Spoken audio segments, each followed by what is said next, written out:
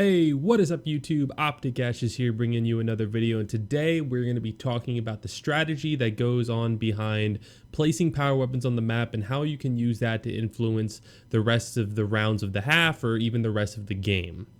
So in front of me, you can see that I have open a Google Drive that has all of the overhead views of all of the current Gears of War maps except the newest ones, Hotel and Slab. These are done by Waldo, so if you want a link to these, head to Waldo's Twitter. He has taken the time to make all of these. He even includes the actual power weapon spawns as well as the hills. So they're very useful in terms of planning out strategies and stuff like that. So we're going to go on a classic map like Foundation, and we're going to talk about the possibilities behind power weapon placements and how it can affect the gameplay. So let's go ahead and download one of these, or we can just open it up right here. And we're going to open up my pen software. And let's take a look at this. So we can see these little gold star areas where we actually have power weapon spawns. On this map, there are secondary weapon spawns, which are the two on the sides. So this is a secondary weapon spawn. This is a secondary weapon spawn. And then we have three power weapon spawns. One right here, one right here, and one right here. Now, the difference between these spawns is secondary weapons can do... In fact, we're going to switch up the color a little bit. Here, here, here. So secondary weapons, they're going to be your weapons like your Hammer Burst, your Retro Lancer, your Boltox, Marxas, Enforcer, Overkill, Shock Grenades, and actually even Incin Grenades can go on there, as well as Snipers.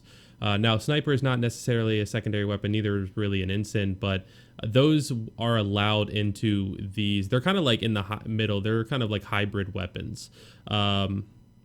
And these three middle spots, these are where power weapons can go. So this is going to be limited to your weapons like your boom shot, your drop shot, your M-bar, frag grenades. And then you can also put sniper or Incins down in any of these spots. That's kind of where there's that hybrid overlap between this Incin and the sniper, since they can go both in power weapon spawns and in secondary weapon spawns.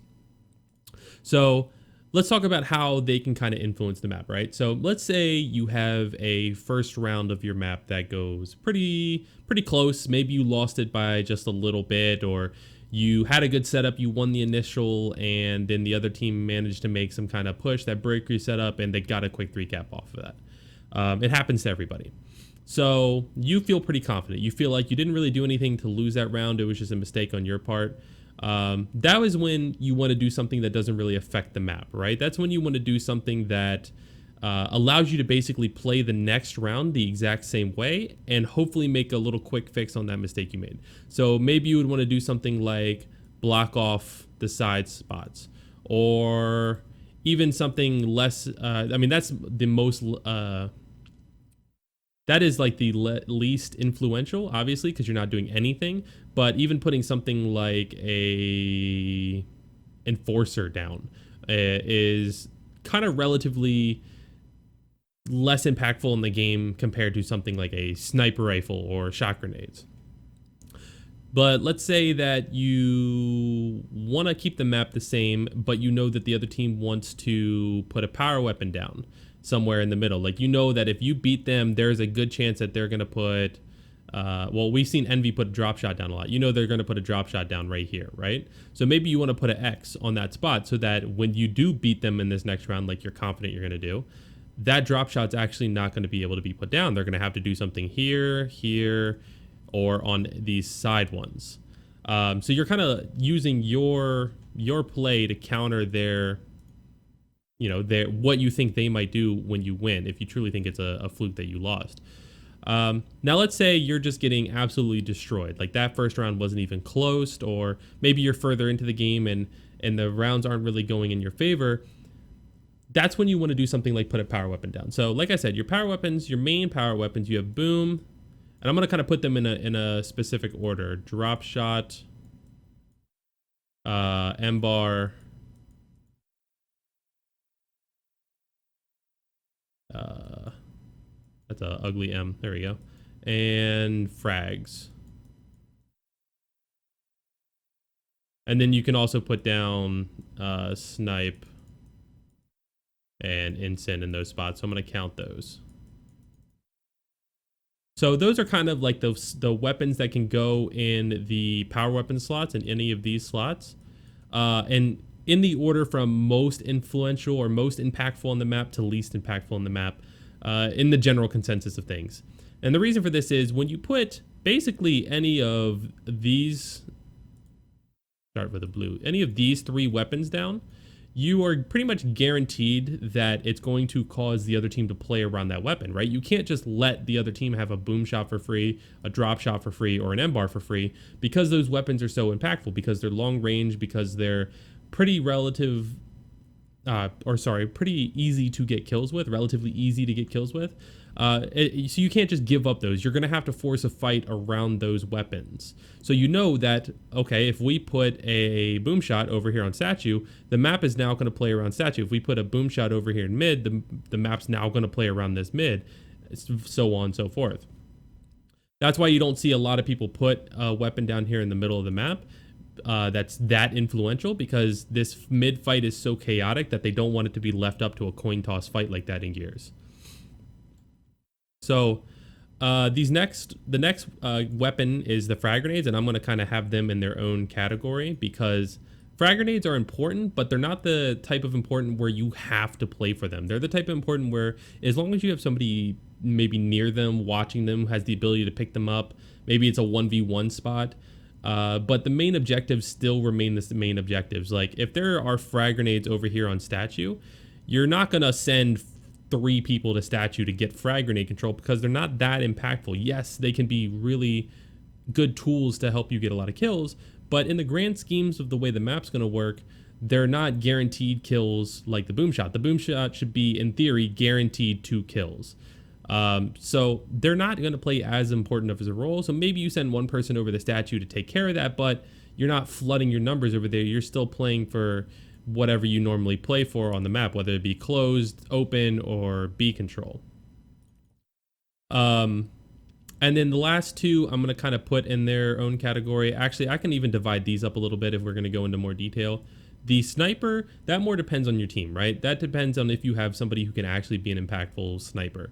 A lot of the top teams, they have their impactful snipers. They have their Fran, they have their mental, and we actually have 3 in mental, icy, summons recently, and literally everybody on our team's good with it. Like, if you have somebody on your team that can be impactful with the sniper, that can be an actual threat with the sniper, then the sniper can actually play a pretty high priority power weapon. But overall, again, it's not going to be the same thing. It is going to be the same thing as frag grenades. It's not going to be the same thing as any of these 3 weapons. It's not even the same as M-bar, even though the weapons are relatively similar. You're not going to send 3 people over here to statue to get 1 sniper. You're going to send maybe 1 person over to statue and hope that kind of 1v1 pans out in your favor. But you're still going to play for your main objectives. And then last but not least, we'll do orange to keep the theme. You have the ensigns, which ensigns are rarely going down in the middle of the map. In fact, ensigns are one of those weapons where, let's say you used your block over here on statue, and you kind of want to block again, but you don't want to put something down on the side weapon spots.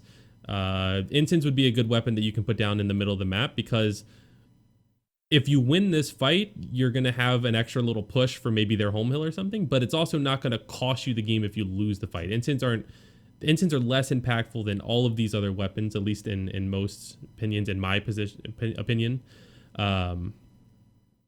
So that's kind of where ensigns come into play. Now, a lot of people put ensigns on these side hills, so it doesn't even really matter. You won't see ensigns pop up in the middle, at least on this map, a lot. Maybe maps like Impact, you'll see them pop up on the middle hills, like on B or something like that. But on this map, you really don't see ensigns pop up that often. To talk real quickly about some of the secondary weapons, and for those of you who don't know, I'm going to be referring to, we'll go into whites. You have shock, and you have Boltok, hammer burst, retro. If you're putting down these kind of weapons, you're going to look to play a more controlled fight on a certain area of the map, right? So let's say we put down shock grenades on welding and fountains, right? So we know that each team's going to have a shock grenade that they're going to be able to use on B. So that B fight is now going to be played a little bit differently because you can literally block somebody from going to their normal spot. If somebody normally plays here and Lancer's in the open, you can throw a shock grenade on them, and that's no longer how they're going to play it, and vice versa. So you could also possibly see your shock grenade come in open, which might force the fight into closed. So having that kind of allows you to play a little bit more control. And Boltok, Hammer Burst, and Retro play more of a support role where rather than hurting people to certain spots like a shock grenade might, we'll put a line right there so you can kind of tell the difference. These weapons are going to be more towards support, like I said. So they're going to be